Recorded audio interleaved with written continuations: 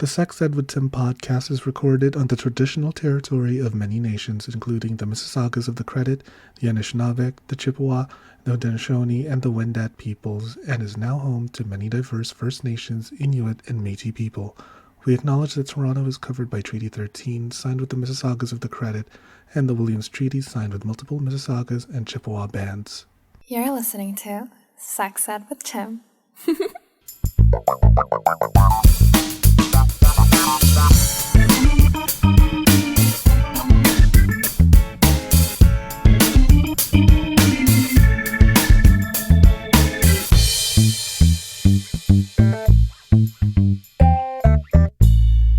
Hello and welcome to another episode of the Sex Ed with Tim podcast. I am your host, Tim. I am a sex educator.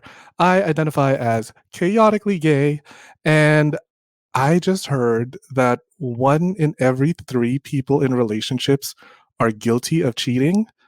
So now I'm worried, is it my husband or is it my boyfriend that's cheating? Gosh, hopefully my guest can help me figure it out. Who's the cheater here? Well, I'm clueless, so let's get right into it.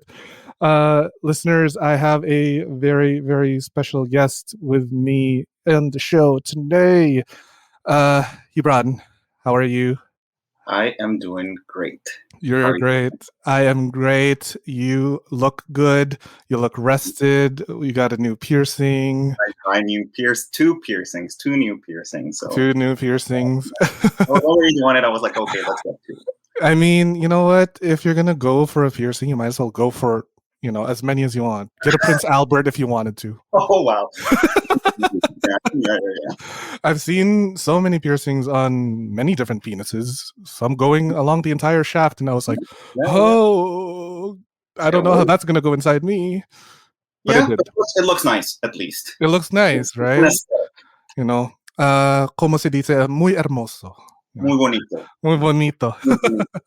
Well, tú eres muy hermoso también, You're definitely one of the better looking guests on the show besides me, of course. But, yeah. You're going to step back a little bit. You can have your spotlight. Yeah. No. We are 2 very good looking individuals on the show. But besides our looks, I wanted you to come on to talk about cheating. Yes. Because you're like, what, a therapist? And like, tell the people who you are and what you do. I have like this eclectic training and background. So I'm right now working towards my PhD in clinical psychology. So I do psychotherapy and psychological assessment. And in the past, I also got certified as a sex educator, just like you. But by the Mexican Association for Sexual Health. So it's a different, institution. Because Latinos have sex differently. Yeah, exactly. We're so, no, I'm kidding. So muy pasión. So I got that training too, and I also received a lot of training in the area of couples therapy. And back home, I used to do a lot of therapeutic work with couples as well, and with individuals and adults. Here in Canada, I'm starting to engage again with that type of clinical work. Right now, I'm mostly working with individuals and groups, but I have a little bit of experience with these topics. So I'm here. Perfect. So you're like the most qualified person to talk about cheating and or at least navigate cheating at the very least. So let's get down to the basics first. What's cheating? What is it? I knew that you were going to ask that question because that's basically, like the introduction to. I've never cheated. Yeah, not me. Little old me. So innocent. But you know what? Like the thing is that with cheating, there are so many different explanations or definitions. I'd say definitions of what cheating entails, right? Because it very much depends on the people who are involved and the specific context and the place and the time and so on. And this happens a lot with definitions or constructs that have to do with human relationships and human behavior. But personally, I like to define cheating or infidelity as kind of like a boundary crossing in regard to the fidelity agreement between romantic partners. So we want to put it a little bit more formal and differently in a different fashion. So it's when people engage in behaviors that go against mutually shared ideals of faithfulness that have been agreed upon by romantic partners in the context of a relationship. Mm-hmm. So this puts us in a difficult position because then that's like kind of like wishy-washy language. What does this mean? Yeah, come on, we're all stupid here. Okay, so how can I put it in a different way? So, you know what? In the end, infidelity or cheating normally takes us to this place of thinking about a sexual affair, engaging in sexual contact or having sex with someone who's not your partner, your romantic partner. That's where people's minds go to directly when one talks about infidelity or cheating, right? And there's a certain level of truth to that because it resonates with a lot of individuals. When they think about infidelity, it's like, oh, sex is happening outside of the relationship. But it can also mean other things. It can also mean, for example, in these days of connectivity and online interactions with others, maybe, I don't know, webcam sex with someone else or sexting with someone else. What about a platonic relationship with someone who's not your partner? Is that cheating? So there's no single definition of cheating because it relies entirely on what partners perceive or define as fidelity or as faithfulness in their relationship. So that's why I want to. It's not necessarily sex. It's not necessarily just sex. Not Then necessarily just sex. I wouldn't say that. I think that people, and it's important in terms of their self-awareness, trying to pinpoint what does cheating mean to me and to my partner or partners. Mm-hmm. Ooh, okay. I follow that. I mean, for me, okay, I'll be honest. I have been cheated on, but also I feel like that was part of my fault. And you can probably like do some input on this, but basically the last relationship I was in was back in 2015, and the relationship ended as quickly as it started. It was like a 3-month summer fling. And, and what happened was that when he broke up with me 3 months into the relationship, like, okay, first of all, he was the one that said, I love you first after like a week of dating. And I was like, oh my God, yes, I love you too. After a week. To be clear, after a week. Okay, great. Exactly. After a week, the gays, we're just so quick to rush in as we're quick to rush out, just like the popper rush. No, no, but like, okay, I don't. Here's the thing: I'm not exactly sure if I can even accuse him of cheating because, first of all, we never even like had the talk of what is considered fidelity. So, but here's the thing: I still felt wronged because he slept with 3 other people in our relationship. Of course. So it was like, who's at fault there? What went wrong?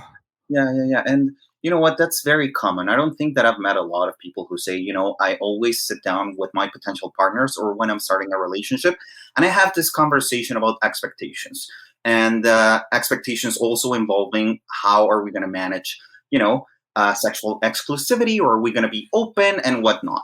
That's actually rare that I find people who have that conversation. Say that. Yeah. So the thing is that when it comes to fidelity or to being faithful, there's like this surface level understanding of, for example, that it involves sex outside of the relationship, because that's what we've been fed, the information that we've received since we were little. We grew up in this society, and that's kind of like the understanding, as I was telling you earlier, of what cheating may entail or what it looks like.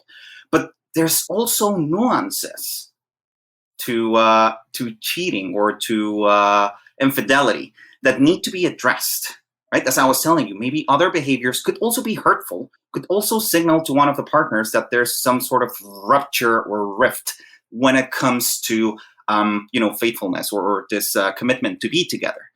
But if it's not disclosed, if it's not talked about, then that sets up the whole situation for a potential disappointment or hurtful situation. But Correct? that feels like such an awkward. No, I agree, but that feels like such an awkward conversation to Oh bring yeah, up. it's gonna be uncomfortable. It's gonna be Yeah, uncomfortable, and people are not gonna like it, and they're gonna feel kind of like icky and such. And it's yeah. very fun. No, I don't like it. No me gusta. Oh, oh, yeah. I mean, Honestly, like, at this point in time, like even like I also feel like a little bit like, oh, I need to have that conversation. it feels weird because it's like, okay, I'm just like, being, my cold-hearted Aquarius self. So I'm just like anything with emotions and feelings. Oh, I'm a Goodbye. Capricorn. Capricorn. Yeah. You're very like, no, Capricorn's not fire. You're Earth. You're Mm. grounded. You know. That's No, that's the image that I portray. Yeah. but deep down we're just like really Yeah, yeah. emotional and Everything's on fire. vulnerable. It's my Pisces moon. I'm that emotional water sign that I want to hide from the entire Oh, world. No, no. okay. So having these kinds of conversations, what Mhm. does that even sound like? I think that it's gonna look like whatever type of conversation it is that you want to have with your partner. You can take many different shapes or forms, right? Some people might have more of a lighthearted approach to it. Some people might feel really, really uncomfortable touching Me, upon this subject. guilty. I remember, no, even like I remember the first time that I tried to have a conversation like this, I was so distressed that I even try to have it over text. Because it's a little bit more impersonal, and at least you have like, hey, there's evidence that we talked about this. Here's Oh on God. thing. Uh, But in the end, I mean, I'm not gonna judge if a particular way or approach is better than the other. But I do think that's something that needs to be put on the table, and not a lot of people do it on a regular basis. And maybe it doesn't need to be like, hey, let's meet up at 9 p.m. on a Friday, have dinner, and talk about our expectations, kind of thing. oh, It can come up in casual conversation about the future and where people would like to see the potential relationship going, right? right. There's many different ways, and that's something that's key to when you're building a relationship with another person or other persons. Right, right. How early should I be bringing this up? Like, can I say it on the first date or do I wait to, you know? After you say that you love the person after a first date, that you want to have their baby, Wow, I just opened up to you and you're going to use that against me? Rude. Okay, bye. No. that's how it works with me. No, like, here's the thing, like, in reality, there's no strict rules. There are no strict rules when it comes to having this conversation, because also people go out on dates and you have the first date and then you say, hey, this might be interesting. I want to pursue this person, so I want to get to know them better. And little by little you start noticing that you like the person's company and that you would like to focus your interest and attention on that particular person. And naturally and organically, people start touching upon aspects of what they would like to see in a relationship or what they're looking for. That might be perfect timing. Another point in time in which it would be crucial for you to talk about it is if you want to take it to the next level and say, okay, we're officially in a relationship, or even if you want to get married, like before getting married, let's talk about this. How is this going to work? How is it going to look like, in a sense? You're going to say it right at the altar. I know, right? Like, give me a second. Before I put this ring on, let's like make some shit clear here. Yeah. It's part of my vows. Yeah, it is a hard conversation, or let me rephrase that. It can be a difficult conversation because we're not used to that. We grew up in an environment that told us that because of these ideals of romantic love, our partner should know. Oh yeah. Our partner Oh. should know what fidelity, what making room for our love to grow kind of thing looks like. Ugh. Ugh. And yeah, that it's much more complicated than that. But simplify it for us, Gibraun. Have the conversation. Okay. So having that conversation, Yeah. like whether it be, I don't know, before marriage or first date, Yeah. what are some things that should be brought up? Like, because I feel like it would be very inappropriate on the first date if I was like, hey, so I don't like you having sex with anyone else. Like, I mean, that's what I mean when you talk about how you phrase things. Because I've definitely had situations in which it's the first date, and I talk about my overview about relationships, right? Like, I've tried open relationships in the past. I've explored a little bit of like polyamory and try to understand it better. I did monogamous, exclusive, sexually exclusive relationships, and so on. And I start touching upon my views on what fidelity means, what infidelity means, trust in a relationship, how that looks like. Mm. Not necessarily saying like, "Hey, I'm dating you," or "I'm going out on dates with you." Please don't sleep with anyone else. Can it please just be that easy though? Exactly. No, no, no, no, no. I think it begs also self-reflection because you want to be very clear in terms of what are these boundaries for you. Because relationships, romantic relationships, are quite vulnerable because you're opening up, and when things don't work out, or when a situation where infidelity or cheating comes up, it can be quite hurtful and devastating for some people. So if you want to address that from the beginning and try to make things work in a different fashion, setting those expectations, talking about sex and sexual needs also, because sometimes people tend to think, like infidelity or cheating responds to unmet sexual needs. That we can talk about that later. That's not Mhm. necessarily the case, right? But it's also an important conversation. Like, what are your sexual needs? Like, are you open to the idea or the understanding that in relationships they fluctuate? Like, the intensity, the frequency of sex fluctuates. It goes up and down and such. And what are other things that you're looking for in a relationship, that maybe they can be fulfilled in other ways, or that perhaps the relationship cannot provide you? Like sleeping with other men. Yeah, I mean, it could be. And if you know that from day one, then you know what it is that you're working with, and you can make a conscious decision. Okay, And then fair, you will love you. fair. Okay. Exactly. Um, so before, like in that story, I thought I was monogamous, or at least I tried to be monogamous until I did some more self-reflection, and I was honest to myself that like there's just no way I can be monogamous. I would identify more with the relationship orientation of like open relationship, so I want to go home, with the same guy every night and sleep in the same bed as him. But there's no way in hell I'm just going to be fucking him for the rest of my life because my body's for everyone. That's why my Yeah. hole is so huge. And no, Embracing. right? Like Yeah. this, there's a velvet rope to my butt. So for everyone to take a number, people. Wow.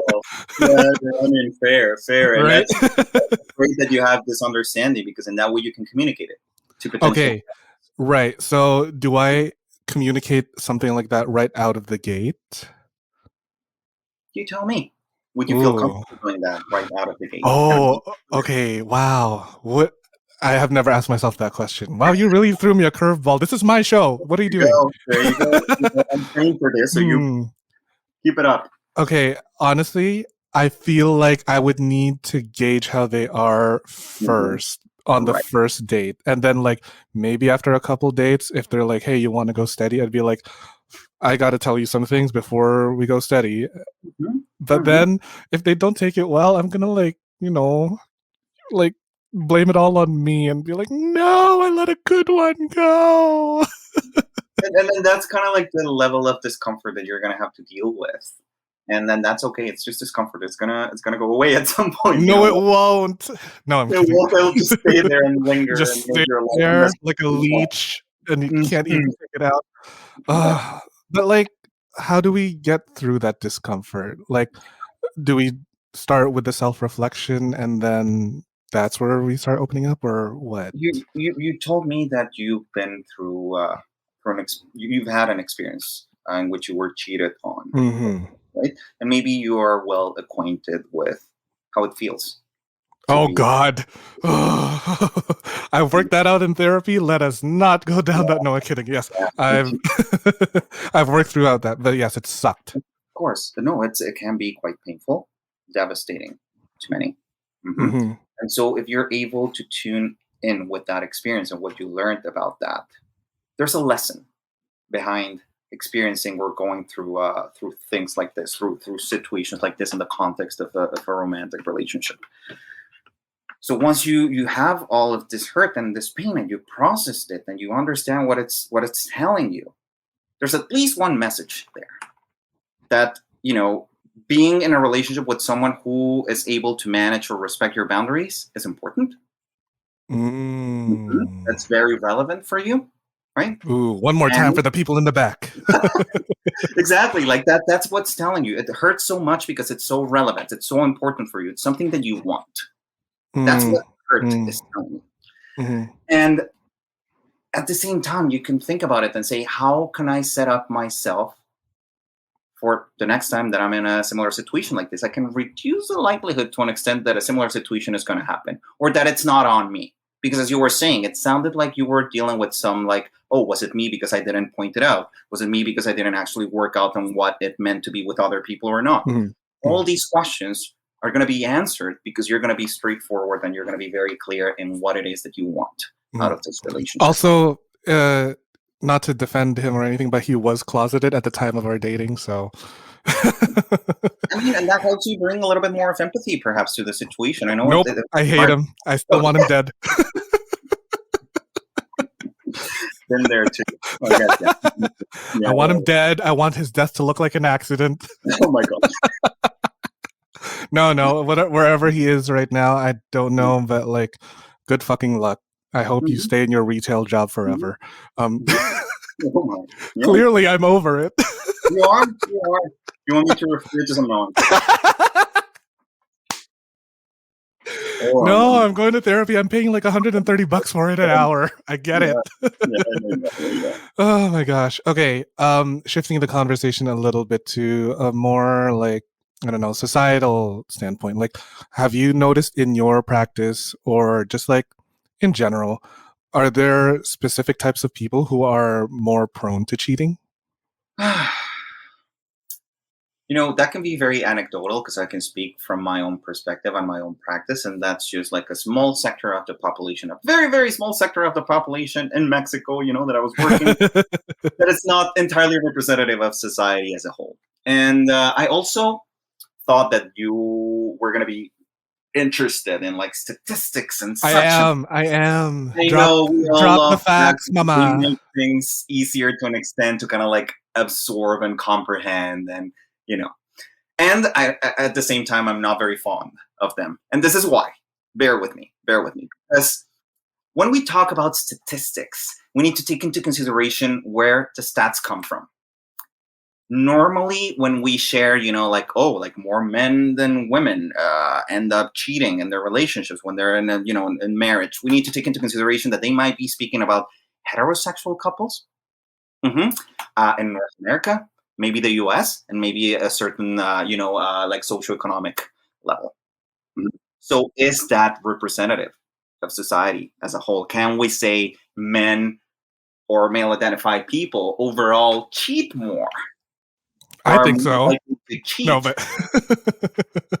that's just me, like, parroting my hatred of men, but I'm pretty sure inaccurate. Yeah, there's some data points, definitely. But I'm always very careful when I talk about statistics because we need to contextualize them, to be mindful of where they're coming from, right? So, for example, there's some stats that talk about, as I was telling you, men are at a greater likelihood of cheating, both when they're in a married or an unmarried relationship.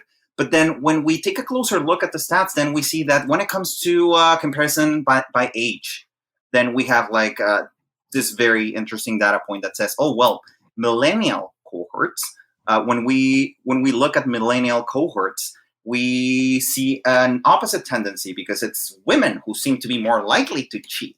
No way. Millennials. And I was like, okay, like it blew my mind. And then you compare younger people with older people and you'd say, well, younger people, maybe they're more, I don't know, like open-minded, whatnot, and they're more likely to cheat. No, it seems like older people, I think above like 50 or such, more likely to cheat than on their spouses than younger people, let's say closer to Gen Z, so to speak. Right? Okay. And the same point or the same argument that I brought up in the very beginning. What's the definition that they're using in order to quantify or to measure cheating? Is it only sex? Texting? Is it kissing? Right. Is it because they held hands with someone in the parking lot? Oh shit! Yeah. You know, right? Like scandal. Looking. I mean, exactly. So I'm very. Why are you careful. looking at him? Huh? Exactly. Why can't you look at me? So in the end, going back to this question that you asked in terms of people who are more prone to cheat or not, I'm going to be blatantly honest. According to available information, what I feel confident asserting this, cheating is very common. Is kind of like ubiquitous in society ever since romantic relationships and marriage and whatnot became a thing for human beings. Literally from the beginning of time. From the beginning of time, yeah, it has been a thing, and Puta madre. exactly, yeah, and in the end, anyone anyone could fall into that category, and anyone could fall into these behaviors or engaging in this way, and then crossing that boundary, right? Even when you're in a happy relationship, and that's something that's hard to swallow, like a difficult to swallow pill. And we know how hard things are to swallow. I knew you were going to say something about that. So you tried to choose your words carefully. I said it. Yeah. I give you an easy one. Yeah. But yeah, that's the truth, and I feel confident saying that. It's very common. It's very common, regardless of gender, age, sex, socioeconomic class, sexual orientation, and even relationship models, because it happens when it's a monogamous, traditional, very heteronormative relationship. Even in polyamory and open relationships? Yes. Because if you think about it, if you think about the definition, is whatever it is that partners have established as being unfaithful. And when you think about polyamory and open relationships, at least there's been a conversation about what's allowed and what's not allowed, right? And what's permitted and what's okay. And when people in these relationships say, okay, no, like they end up acting in ways opposite to those agreements, then by definition, that's infidelity too. Am I right? Yeah. Fuck. I'm going to be single forever. Jesus. Like this sort of club, eh? Singles club, and then we're all going to get together, and then we're going to start cheating on each other. This is a topic for another podcast. No, but seriously. And that's the thing, because when you come to accept that this is something that we deal with, and there's several different maybe explanations or theories about why this behavior is present or why things like these happen. And even though it's common, it doesn't mean that it's going to happen in every single relationship. So we need to balance both, right? Like the fact that it's common does not mean that it's going to happen. I feel like it is, but you scared me into dating now. I know. Sometimes people are like, oh, you're so pessimistic. And I was like, no, I'm realistic. It doesn't mean that it's necessarily going to happen. Ooh, yes. So, yeah, I think that gives you a little bit more freedom in terms of how you want to build your relationships from now on.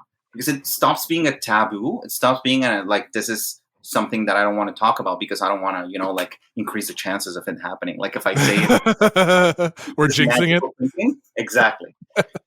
But yeah, going back to your question, right? I would say again, it's a common thing, yet doesn't necessarily mean that it's going to happen in every single relationship. And I think that people from different age groups, genders, sexual orientations, socioeconomic classes, and such are or could engage in cheating. Mm-hmm. My heart, mi corazón. We'll be right back after this commercial break. Yes! Hello, all my little sluts. It's me, Mama Slut. Hope you're enjoying the show so far. I just wanted to hop on here real quick to let you in on a sexy little deal. Do you like feeling sexy and looking sexy? Of course you do. Only my listeners are sexy as fuck. I have partnered with fetishwear designer Dale Kuda to bring you the hottest deals on custom jockstraps, harnesses, hats, and more. Head over to dalekuda.com, that's DALEKUDA.com, and use code SEXEDWITHTIM at checkout for 25% off the entire store. Yeah, you heard me, 25% off. And cherry on top, Free shipping. Oh my god.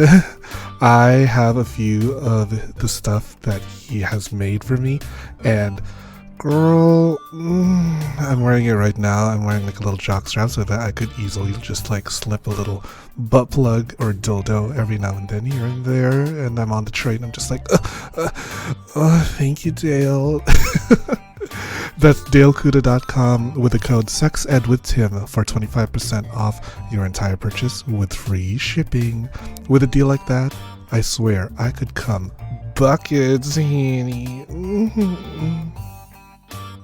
Hey, you disgusting pervs. We all like sex toys, right?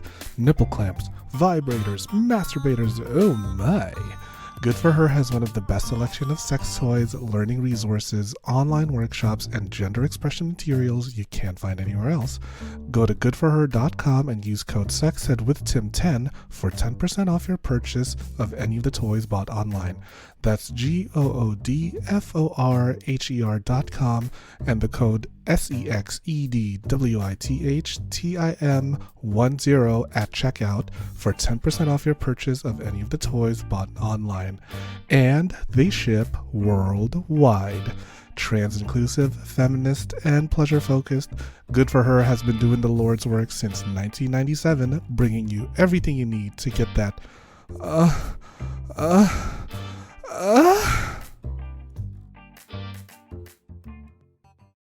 The show is about to begin. Yes. It just sounds so like painful to hear that anyone can cheat. So like, why the hell does it happen? What's going on through those cheaters' minds? Why are you doing this to me? And I don't want to be like like people take me like, oh, you're pro like betrayal and such. I take it very seriously, and I think it's potentially a potentially traumatic, almost traumatic situation for a lot of people. It involves a Yup. lot of emotional turmoil. It can take a long time for people to overcome it. It can be very, very, very difficult to process, and it brings about a lot of pain. Yes, I understand it, and I want to be also very concise and highlight that. The fact that I accept or emphasize that this is something that's happening out there does not mean that I am lenient about it.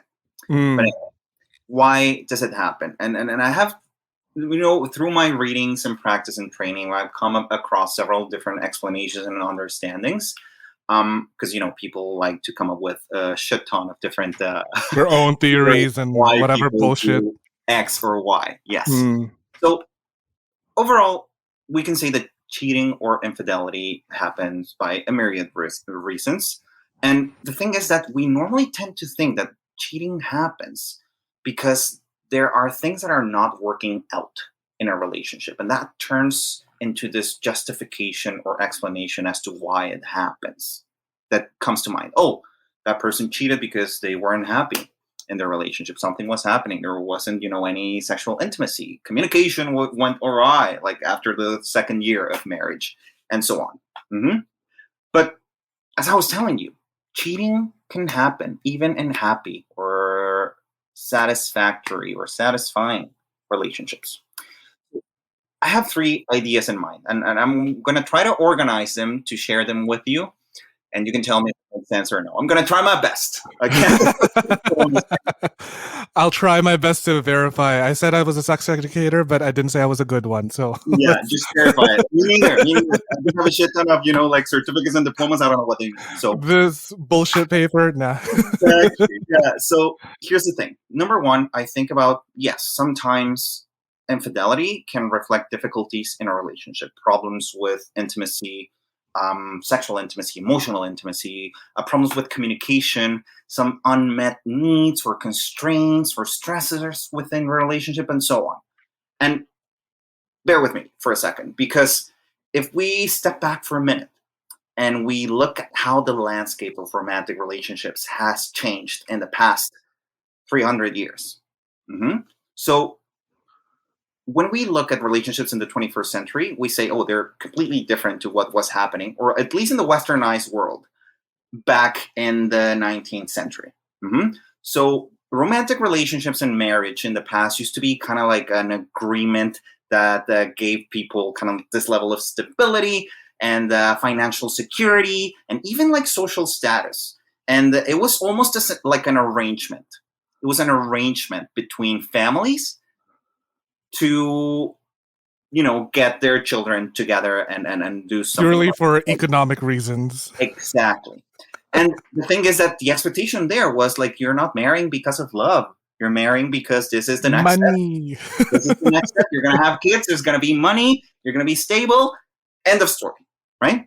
But now fast forward to the 21st century, and now people in the westernized world, again, I don't want to generalize, oftentimes they choose to be in a relationship out of their free will. Their choice is based on love and affection, and not because of duty or obligation, right? So today, many people decide to be in relationships or to get married based on that love and affection and whatever ideals are attached to. I don't know what those two words mean, love and affection. I know, right? Not in my dictionary.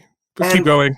the thing is that when you look at those shifts, right, these changes have led to some adjustments in terms of the expectations and the meanings attached to infidelity. And also, now people expect that their relationships are going to fulfill them in so many different ways, Tim. So you're going to look for a partner in crime, a best friend, a confidant, a passionate lover, a life partner, someone who's good with kids, all of that. Someone with a big dick.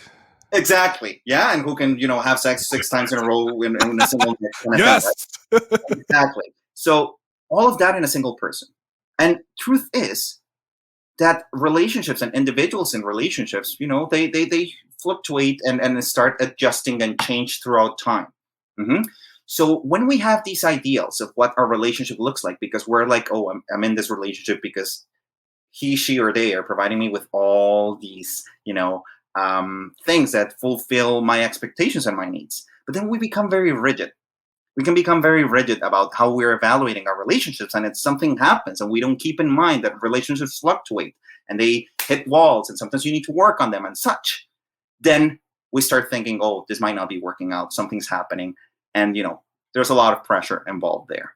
So yes, this may relate to a higher or a greater tendency of this kind of behavior of crossing that boundary. That's one of my understandings and theories, right? And even like, I'm going to put it this way. I'm sure you've heard from Esther Perel. Yeah. Yes. I have her book, Mating in Captivity. Exactly. Yeah. That's a great book, everyone, if you're listening. Mating in Captivity. Yep. That's great. That's great. That's a great book. A must read. So she puts it this way, right? So when we choose a partner, we choose a story. Like, we're building a story with that partner. So in that moment, in the 21st century, we become closed off to other potential loves. And we're talking about, a monogamous kind of like traditional approach to relationships. But that does not mean that we don't remain curious about other stories that we could have taken part of. And that's understandable. Like, the what if I had chosen that road? What if there was another potential, relationship or another lover there? What if I slept with him? What if I fucked him? What if I went on this date? And imagine that aligned with a shit ton of expectations that we now carry into our relationships. And, the hypervigilance of like, this must be working perfectly or else I'm out. Oh God, right? Like, I want that fairy tale ending. Exactly. So that might be the perfect scenario. That's my first idea. I hope I put it like I shared it in a. You did. I like that. Queer. Muy bien. Yeah, I'm doing it. So, and the second thing is that it can also be reflective. Infidelity, and that this is also something that Esther Perel, the couples therapist, famous, great books. She also talks about how it can be reflective of something deeper within the person who is cheating. So a personal transition, a self-discovery, an identity crisis, the questioning of ideals that they hold for the relationship. Like, even if they're in a happy relationship, they might look at themselves and notice something and they act out on the basis of it, right? Right. The fact is that sometimes an affair doesn't have to do with a partner who's being cheated on, or it doesn't have to do with the relationship at all. It has to do with the person who's actively engaging in it. That can also be. So that's why my closeted ex-boyfriend cheated on me, because he was figuring out his own shit? That's a good question that you need to take back to. To therapy. Yeah, no, because it's real. Like it might be. Some people may have a very strong reaction to that. So, like I need to be empathetic because this person was going through something, and that's why they acted out. No, I'm vindictive. I'm vindictive. I want revenge. And at the same time, there's like a kernel of truth there in terms of how this type of extramarital affairs, the sex outside of the relationship, of infidelity, cheating, however you want to call it, it might be reflective of something happening within the person. This sense of like looking for more excitement or wanting to explore areas of their identity that they have not explored in the context of their relationship, but they don't want to mess with their relationship because things right now are great. They're very happy. They're very content in how things are. But there's this kind of like other area that they're struggling with and so on, right? That can also be a factor at play here. And the other idea that I wanted to share here with you, it comes from kind of like a little bit of biological evidence. So there's another author that I want to recommend to you. Most likely you've already heard of her, Helen Fisher. I believe so. Yeah. So she is a biological anthropologist. She's amazing. She has TED Talks and books. And she wrote a book that's called, if I remember well, it's titled Why We Love. Like that. Aw, yeah, Why We Love, was it Helen Fisher? Yeah. Why We Love the Nature and Chemistry. The nature and blah, blah, blah. Something Yeah. right now with me, but yeah. Yeah. So she has a 3-pronged theory of love. And I find that very useful because it also explains from a biological perspective, these conflicts that we have when we are in monogamous relationships or when we are, with someone, with a partner, and then we start like experiencing, maybe attraction to someone else and such. So she and her team scanned the brains of people who were madly in love and realized that the regions associated with the reward system in their brains lit up when these people were shown pictures of the people or of their partners, right? Which led them to the conclusion that love is a drive, not necessarily an emotion, and that it's more complex and that it involves several different brain systems. And in their research, they found that there's at least 3 interdependent brain systems that are related to the experience of love, of what we call love in romantic relationships in human beings. So first is the sex drive. And the sex drive is kind of like this system, this brain system that leads people to put themselves out there in the search of a sexual partner. And if you want to look at it from an evolutionary standpoint, it's in order to mate. Right.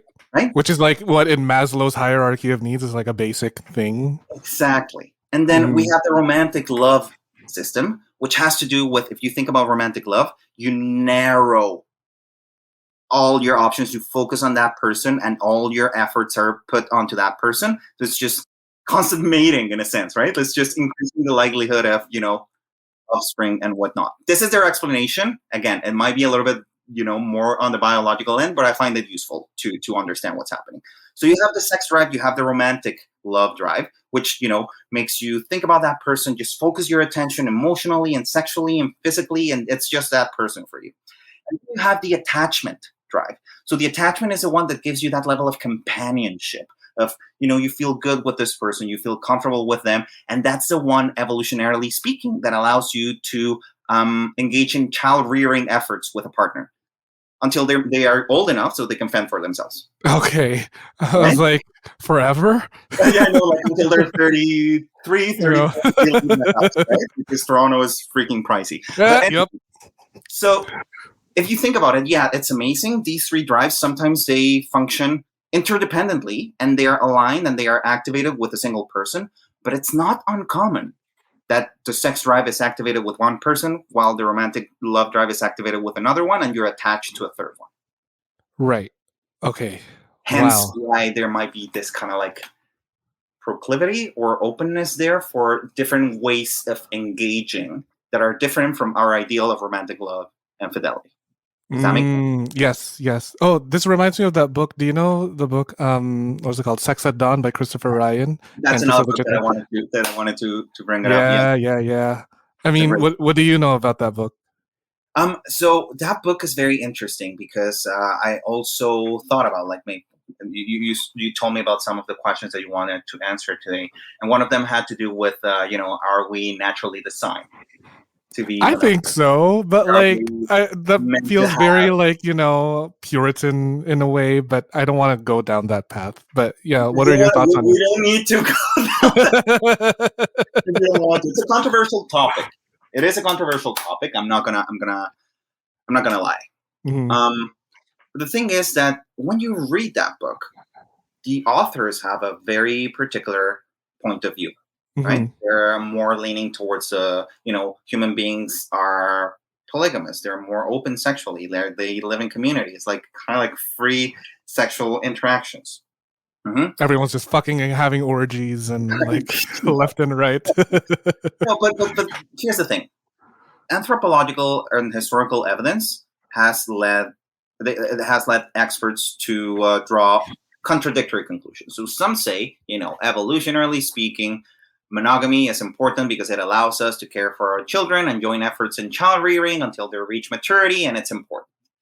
And other people say, okay, yeah, we are social beings. We're prone to building community. And, as a community, we fend for ourselves better. And it's more than likely that sexual encounters evolved also as a means for social interaction and for, cohesion in a sense.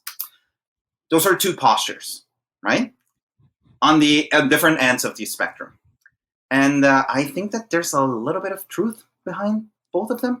Mhm. So and this is my personal view of the topic, right? I'm going to highlight my. It's not scientific fact. Yeah, I think that after reading that and after reading a little bit more of the research where these authors made, like, they included those papers and studies onto their conclusions and personal theory.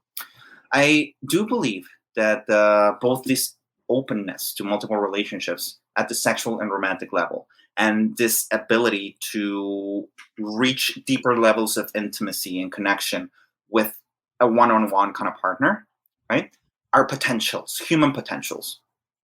So they can both work, but they require a lot of effort and personal exploration, and there's no one size fits all for the modern human. I'm talking about the modern human. For some people, it might work great, this openness to multiple relationships. For others, it doesn't work. Is that why they might be prone to cheating? Because that doesn't work? It warrants at least, I'd say, a little bit of reflection. That's important, and that's part of the deconstruction of relationships and romantic love. Okay, fair. You can do fair. that in Okay. therapy. You can do that in like sometimes, and I have a colleague of mine who works back home, and she was telling me the other day, she was like, you would not believe the number of people who arrive into my office saying, I want to kind of like deconstruct romantic love and I want to open up to, open relationships and polyamory, but I can't. It's too painful. It's too difficult. Like people pushing themselves to the level that they need to be that way. And that's not it. That's not the idea. It's not, this is how it should be. It's what fits your personal values and your expectations and your learnings and your ways of living or experiencing relationships. That's why it's important to reflect on that. Right. Oh, so much self-reflection, but so much work. So much work for us. I'm so lazy. Can I just be in a cheatless relationship just like that, if only. Okay, let me repeat that just so I and the listeners are on the same page. So you said the first one was just the changing modality of relationships. Yeah. The changing modality of relationships paired up with these very rigid high expectations. Right. And then the second one is something is going on internally within the cheater. Yeah. And then the third one you said is just a biological drive. Was that not necessarily a biological drive? I'd say that because of how we are hardwired as human beings, there is a proneness to perhaps, and this is also something that people may not feel comfortable accepting. You're going to be with a person, you're going to love that person, but that does not mean that you're not going to find other people attractive. Oh, right. Yeah. Because it's you can be a vegetarian, but the bacon is still going to smell good, Exactly. So that's also something to take into consideration. Right? Okay. When platonic relationships develop, it may be kind of like this romantic drive activating itself, right? But does that mean you don't love your partner anymore? You Another can. God, relationships are so much work. I hate this part about sex education. So dumb. it is a lot, So but frustrating. they can also be very rewarding, and that's why we keep doing it. Eh? Gross. I'm only doing it so I can find a sugar daddy, to be Oh my quite god, honest. you stand Pay long my enough. bills. Oh my god. Oh, there's also something else that does come up to in mind when we talk about cheating, and I have a problem with this term, but I want to get your thoughts on it. Sex addiction. Yes, I noticed What that. what the hell? Like, I mm. don't endorse the concept of sex addiction. I also have a problem with that term. But Very like a lot of sex educators, or I've seen sex educators use that term, and I'm just like, really, yeah, yeah. babe? Mm. You know, it is what it is. Good for them. If you want to Right? keep using it, it doesn't resonate with me. So that is a tricky question because it's kind of like I'm gonna or gonna share with you a hypothetical scenario. So does someone who's more preoccupied with sex or invested in sex, instead of using the term a sex addict, right? Someone who's more preoccupied with sex than the average person, can that person be more likely to engage in sex outside his, her, their relationship or relationships? Perhaps. But what about that person actually engaging in this conversation and saying, hey, I want to have sex with other people. I have open relationships. And then they negotiate the limits or boundaries with their partners and the rules of how to approach the open relationship, and they still have sex with other people. Is that cheating? Not really. Mm. Do you see how Right. that Right. might be problematic comparing? Yeah. Because Right. Right. cheating is not just having sex outside of the relationship. Cheating is, again, boundary crossing of this mutual agreement of what fidelity and yeah. Yeah, because like for whatever reason, like you could set up a boundary as like you're not allowed to follow him on social media anymore Exactly. for whatever Yeah, insane reason. yeah. But you can have sex with them. Yeah. You can have sex with him, just don't follow him on Instagram. Don't bring him to our place. That could be Oh, an oh right, yeah, yeah. Yeah, oh yeah, that's true. Because like there's this couple that I've interacted with. They're in an open relationship, but when I was at their house, we would only have sex in the guest bedroom. Like that, if they were to bring a guest into their master bedroom, that would be like crossing a boundary. So okay, fair, I get that. But also, it's like I wanted to see what was in your closet. So right. tempting.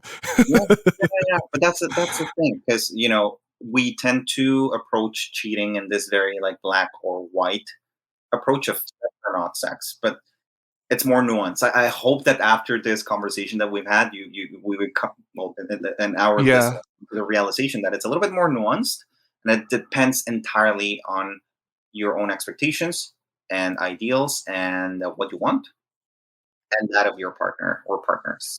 right, right. Okay, coming from someone that was cheated on, I still find it very hard to empathize with him.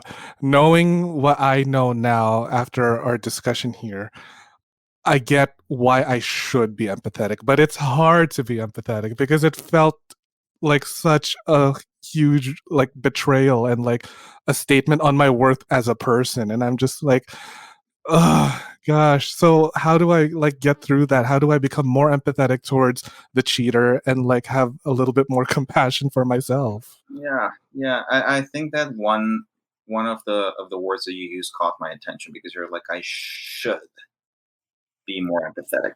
I don't like Wow. I don't like You know shoulds. what? Let me pay you for this therapy session. So Also, you're not paying me for my participation. I was expecting kind of like I was. compensation. Oh my god! I'll send you a bottle of poppers. How about that? They give me a headache, but thank you. And the FDA doesn't agree with them. So, I know. Oh, fuck the FDA. oh my. Food, dick, and I don't know. Food and drug. Oh, I said Mm, food and dick. Clearly, right. what's on my mind. Yeah. Yeah. So let's rewind a little bit. The should, right? So yeah, it would be perhaps useful to an extent, but you don't have to get there to that point right now, and it's a personal process. And it takes time. It takes time, and it's expected, and it's understandable that you feel, you know, these kind of negative. And I'm using quotations because I don't like calling them negative, and negative emotions towards this person in particular. That you still feel hurt about it. That's understandable, right? But here's the thing, and we were talking about this before we started recording. When it comes to infidelity in the context of relationships, romantic relationships, they can also be helpful to address issues in the partners who are relating, who are a part of this, who are a couple, right? Who are in this relationship, to talk about those boundaries again, to reconnect, to build something different. That can be an opportunity for it. And some people show great resilience and this bounce back impact after an infidelity, and some other people can't. So, but for those who cannot move forward and they decide to end the relationship because that happens, and that's also valid, as I was telling you, there's a lesson there as well to be learned in terms of what matters to you, what you want out of a relationship, and also making room for that pain to express itself. Aw. Be there, sit with it, because it's telling you why that relationship was important, or what you want out of of a romantic relationship, or what makes you feel fulfilled in a sense. So again, how to process it. And I would steer away from giving you, like a list, A, B, C, do this, do that.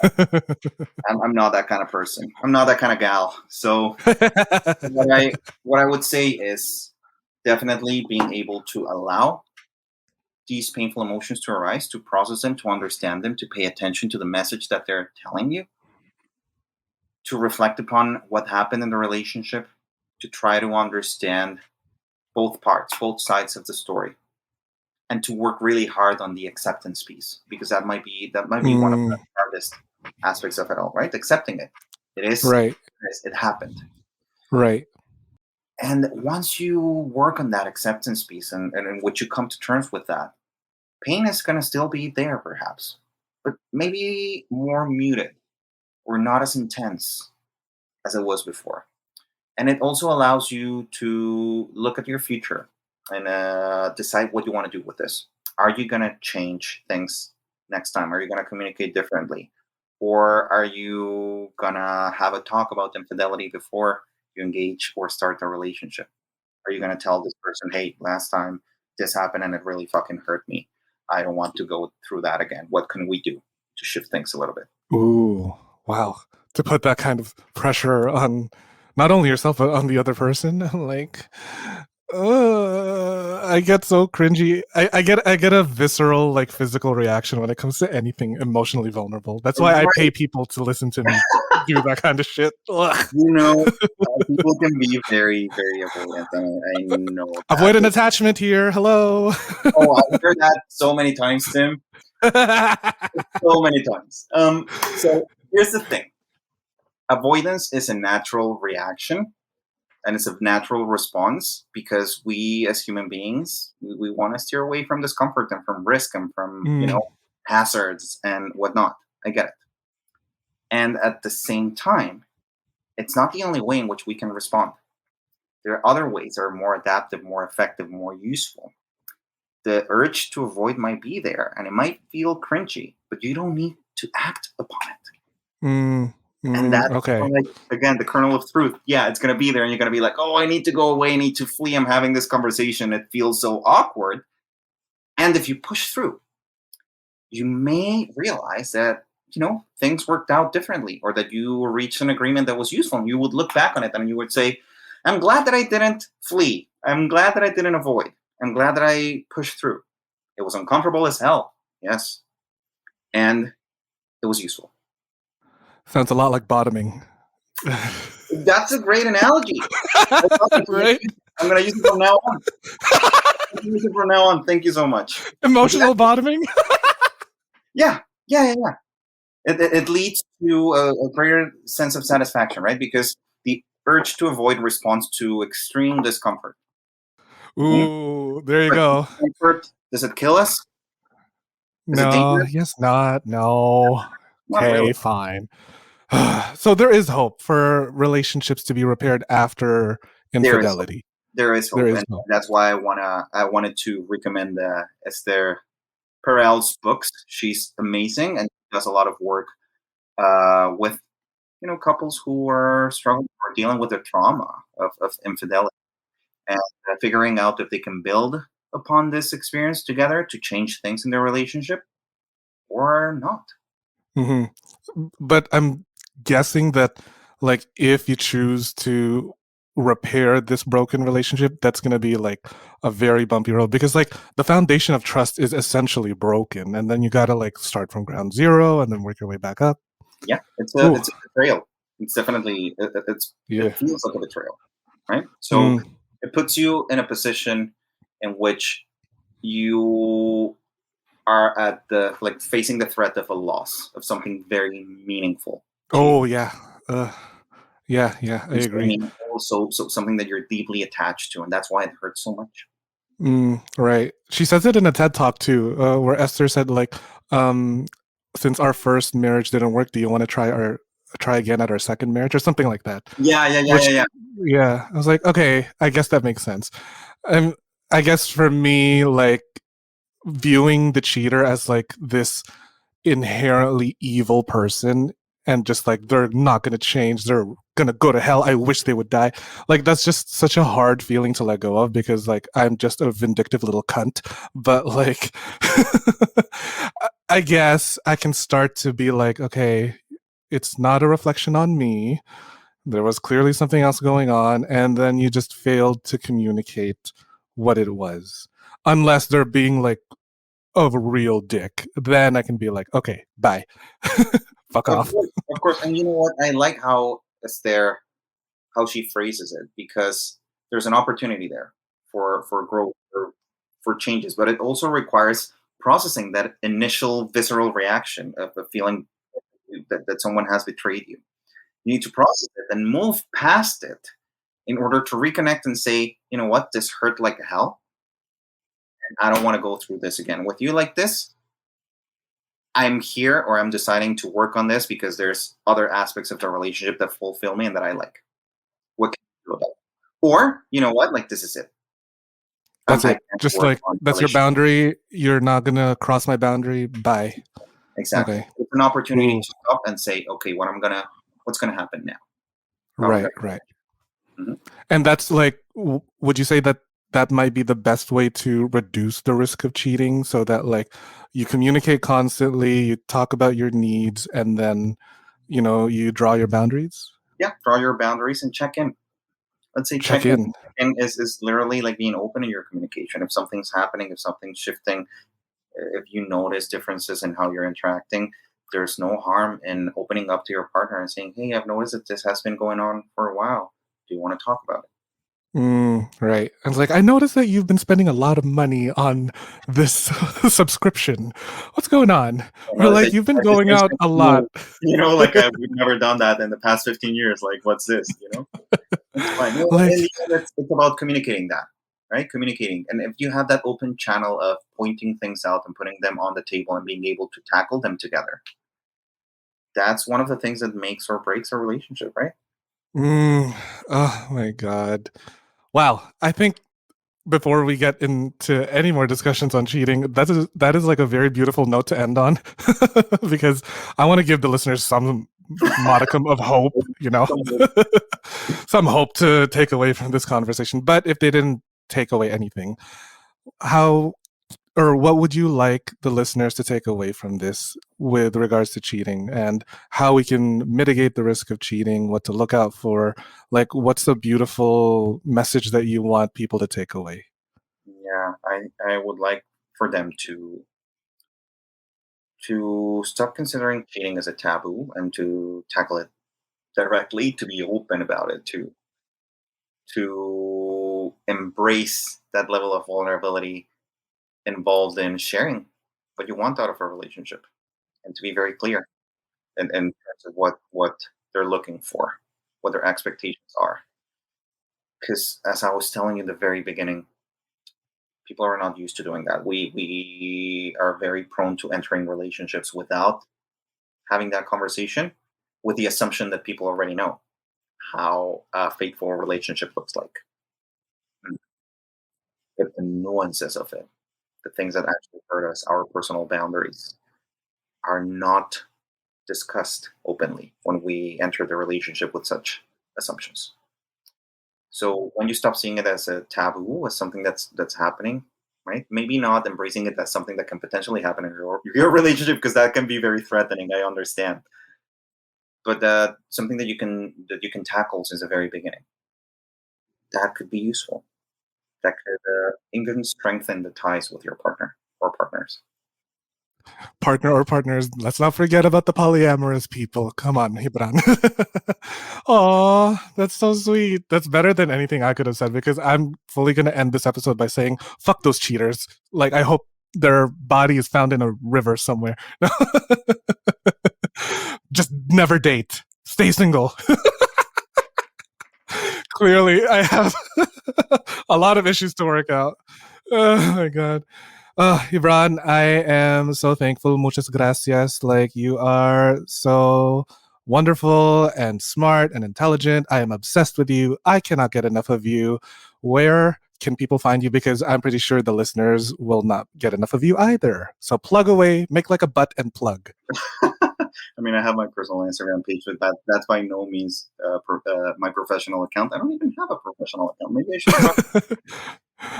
But yeah, I'm on Instagram, Gibran sin acento. Mm-hmm. Someone can decipher that and actually. I'll put it in the show notes. Spanish. So yeah, Spanish speakers out there. But yeah, that's my personal Instagram page. Or I also started a sex education company with a friend of mine back in Mexico, but it's also weird. We offer services in Spanish. It's called Instituto Soma. Right now, it's kind of like on hold because I'm finishing my studies here in Canada and whatnot, but we'll be resuming activities soon. So, and that's where people can book you for therapy. Yes, exactly. If you are, right now that would be for people in Mexico mostly. Yes. So. Lovely. And also, like, it's just a good excuse for people to be like, my therapist is hot. I've been toying with the idea of making my account. I mean, hey, if you're going to do your therapy sessions in just your tank top, nothing's ever going to get done. They're going to be like, yo, my therapist is hot and he's smart and he posts thirst traps every single time on Instagram. And I'm here for it. They're going to go back on his private account, just like me with a tie. Just with a tie. And Oh my God. Well, Gibran, thank you again so much for coming on the show. And for everyone that's tuned in, thank you so much for listening to another episode of Sex Ed with Tim. I will see you at the next episode. Bye. Thanks for listening to the Sex Ed with Tim podcast. Sex Ed with Tim is created and produced by me, Tim Lagman. Music is Aces High by Kevin MacLeod. Follow me on Twitter and Instagram at GaySlutClown and at Sex Ed with Tim. You can also like and follow me on the Sex Ed with Tim Facebook page. If you enjoyed the show, please rate, review, and subscribe on Apple Podcasts, Spotify, or wherever you get your podcasts. Even better, you can also support the show on Patreon, where you can get early access to ad-free episodes and more. Thanks for all your support, you dirty little slut. Mwah.